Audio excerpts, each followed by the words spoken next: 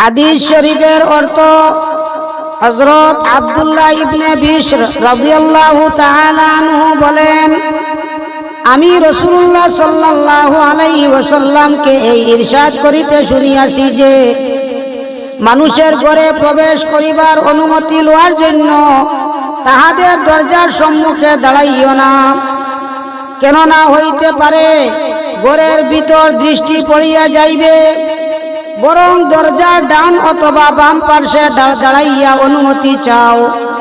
যদি তোমাকে অনুমতি দেওয়া হয় তবে প্রবেশ করো, নচেত ফিরিয়া আসো।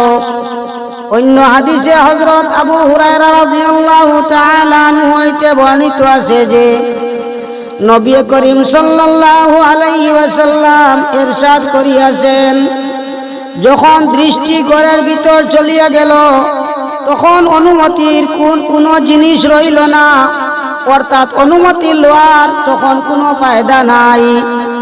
অন্য হাদিসে হযরত আব্দুল্লাহ ইবনে ওমর রাদিয়াল্লাহু তাআলা আনহু হইতে বর্ণিত আছে যে, নবী করিম সাল্লাল্লাহু আলাইহি ওয়াসাল্লাম ইরশাদ করিয়াছেন, কোন ব্যক্তির জন্য ইহার অনুমতি নাই যে অন্য কাহাকেও তাহার জায়গা হইতে উঠাইয়া নিজে ওই জায়গায় বসিয়া পড়িবে। অন্যত্র হযরত আবু হুরায়রা রাদিয়াল্লাহু তাআলা আনহু হইতে বর্ণিত আছে যে, রাসূলুল্লাহ সাল্লাল্লাহু আলাইহি ওয়াসাল্লাম ইরশাদ করিয়াছেন যে, যে ব্যক্তি নিজের জায়গা হইতে কোনো প্রয়োজনে উঠিয়াছে এবং পুনরায় ফিরিয়া আসিয়াছে, তখন ওই জায়গায় বসিবার ওই ব্যক্তির অধিক হকদার।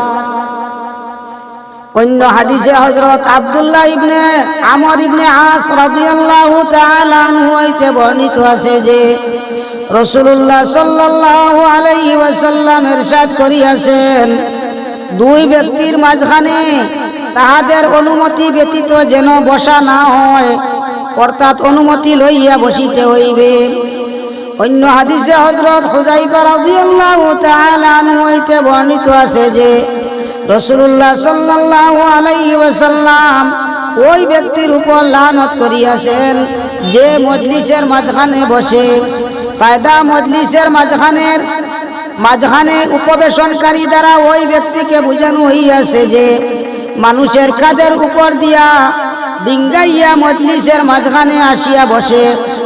আর এক অর্থ এই যে, কিছু লোক গোলাকার হইয়া বসিয়াছে এবং প্রত্যেকেই একজন আরেকজনের সামনাসামনি বসা আছে। এক ব্যক্তি আসিয়া এমন ভাবে গোলাকারের মাঝখানে বসিয়া গেল যে কিছু লোকের সামনাসামনি বসা বাকি থাকিল না। আল্লাহ পাক পরওয়ারদিগার আলম আমদের আমল তৌফিক দিক। আমিন।